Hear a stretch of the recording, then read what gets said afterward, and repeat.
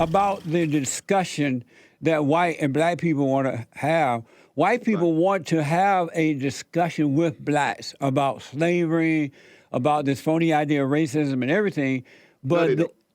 black people are so hooked on this idea of racism that Right. once you try to tell them the truth, they're going to Right. use the word racism and the whole discussion is over because white people know that they're not responsible for the condition of blacks. Blacks are responsible for their own condition, and white people want to say that, Right. but they know there's not a legitimate discussion. A legitimate discussion will happen because blacks are so hateful toward white people, and they have been getting away with this word for racism forever now. And so the white people don't even. Jesse, I gotta Because stop you. white One thing people I'm not who gonna are do, alive Jesse, today have Jesse, nothing to do Jesse, with the black. one thing I'm Hold not up, going to let do, me just Jesse. finish that. Go White ahead. people who are alive today has nothing to do with the condition of the blacks. Right. And so blacks are unwilling to have a fair and real discussion. Okay. So here's the problem. There is inequity in your conversation. You keep speaking about how hateful black people are towards white people. Yes. And the issue with that is that you are basically advancing an image that is it belies the actual facts. And the actual facts is that the hatred is mutual. It's not one way. It's a mutual No. dislike and hatred. It certainly is. No, it's not. It absolutely It's really is. not. It is. But here's the thing. It's It's unfair. really not. It is. I know that it is because I No, live in America. I live in the same country you live in. It's really not. It's an illusion It to is. think It that. certainly is. No, here it is. If you make a conscious choice not to see it, so here's the thing, No, right? I can see what's going on, man. No. Okay, Jesse, here's the thing. The hatred is mutual. It doesn't require for you to agree with it. It doesn't require for anyone on your staff to agree with it. The hatred is mutual. That is, and by depicting it as being one way, you are going to be part of the problem and not part of the solution.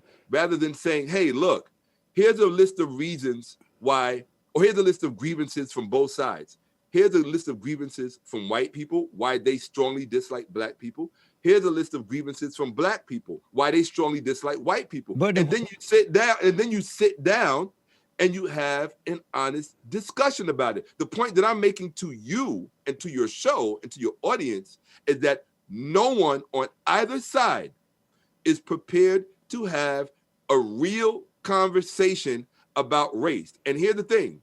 You cannot have that race. White people want to have a real conversation. Hold on. You cannot have that discussion divorced from history. It is impossible. No, it's not. What the?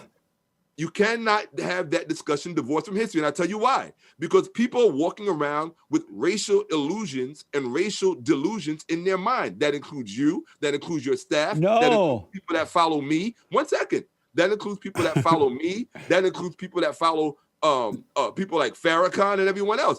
When you are historically illiterate, everybody in the room is a fucking idiot. And that's what it comes down to.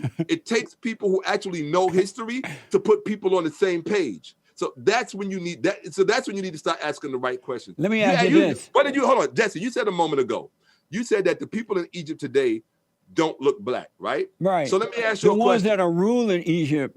Right. And yes, you do have some black-looking folks live over there, but they ain't doing nothing.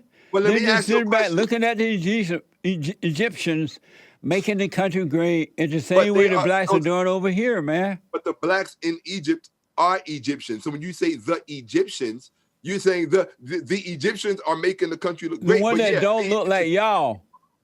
You mean the one that don't look like us? Yeah, what about you guys. The ones that don't look like us? What? What about the ones that don't look like us? They're the one making Egypt great. They're the one I'm asking you a question. My question to you is, why is it that those people who are running the country in Egypt, why is it that they don't look like us? Because they are the original Egyptian. And that's where you're wrong. That's what I mean. But let me tell you, I got to move on. No. Okay, 1 second before you move on. I don't want you to give your audience misinformation. You just said that they're the original one. I've seen them before. I know Egyptians. You got it backwards. They are not the original ones. They are descendants of those who are not the people who created the state of Egypt. So they're lying too? Yes, they are. So the white people lying, the Egyptians lying, the Jews are lying, everybody that's doing great are lying about the blacks. But that's the way history works. History So is why written by blacks who? don't do better if they're so smart Right. and they believe they're ahead of everything? Why don't we see them doing better? They're destroying. They're not building anything. Well, Aha. 1 second. Hold on 1 second. This is not an aha moment. First of all, you say that they're not building anything. They're destroying. Look what they're doing to America. Look what they're doing to Egypt and everywhere. Let me ask you a question. Blacks in Egypt are destroying Egypt? Yeah, meaning that they ain't doing nothing over there. Just sit back looking at the Egyptians working hard and doing their thing. Why aren't blacks doing better if they're so smart? You said, why aren't blacks doing better if they're so smart? Yes. Okay. Doing better by whose terms and whose standards? By their own turn, or by the country that they live in, or by other people. Right. They just build ghettos and they get in it, they destroy white people, good stuff. Okay, hold on 1 second. You said black people build ghettos? Yeah. I've never seen a black person build a ghetto. Well, you've been in Africa too long now. You need to look around. No, hold on. Look what they just did to the country. They burned down buildings. They destroy businesses. They kill cops. I want to say something. You had a guest on. 1 second. You had a guest on the other day. And I don't know if it was the other day because I watched your show, a few of them, just to get to know you a little bit better. I didn't want to prejudge you. And one of your guests was a Jewish professor who grew up in Lebanon. And I really enjoyed the interview. But the one thing that I noticed about the interview is that you interact differently with different guests. You afforded him a certain level of respect and a certain level of deference that I don't see you give to other guests. Other guests you don't take seriously. You will insult their intelligence, and you'll basically disrespect the discourse. And I think that that's unfair, right? And so I think that the same type of respect that you afforded him and that you extended to him, I think that you should extend that to all your guests because your audience will be the richer for it. You allowed him a graceful measure of time in which to respond to your questions so that people could really be informed. So he described the experience of the Jews in Lebanon and how they were at a disadvantage because of their numbers, right? And so if you look at but you know what it is? Some people go like they talk too long and I'm running out of time.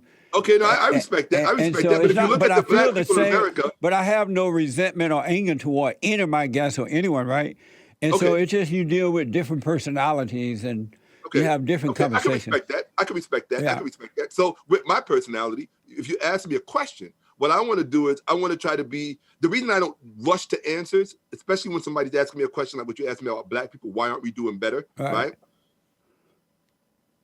The reason I don't rush to the answer, and you notice your first initial reaction because I said, was, The reason I hesitated is because when I answer questions like that, I want to be as responsible as possible. I don't want to just say the first thing that comes out of my mind. Well, don't take too long because time I respect that. No, I respect that. If you say the first thing that comes to your mind, there's a really good chance that you may be wrong and you may answer emotionally and it may be a reactionary answer. So what was the first thing came to your mind when I asked, if they so smart, the blacks, why don't they do better? I think honestly, it's a combination of a number of things. It's not just any one thing. I think it's a combination of a number of things. What's the primary thing? What's the primary reason? I think the primary thing is I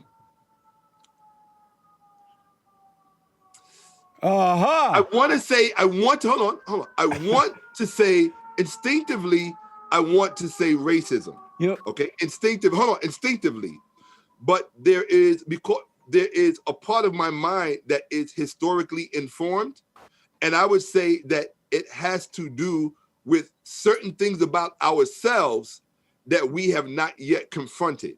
And that's why I said earlier, neither side wants to have an honest conversation There's certain things about Black history and African history that Black people will refuse to talk about.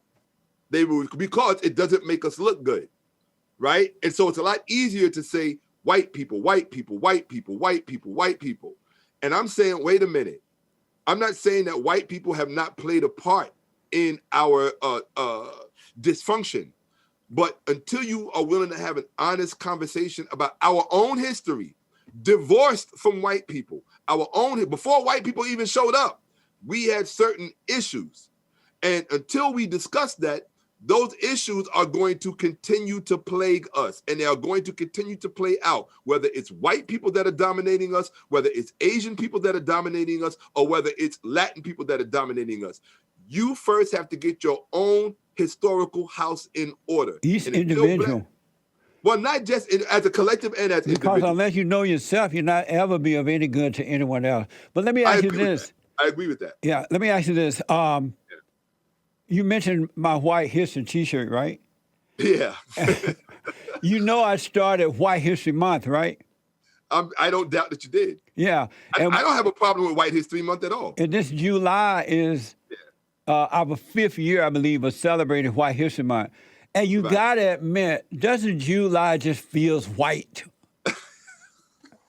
Well, it's named after a white person, Julius Caesar, so why not? And so it just feels white, huh? It's named after a white person, so why not? Julius Caesar. So will you celebrate White History Month with us this year?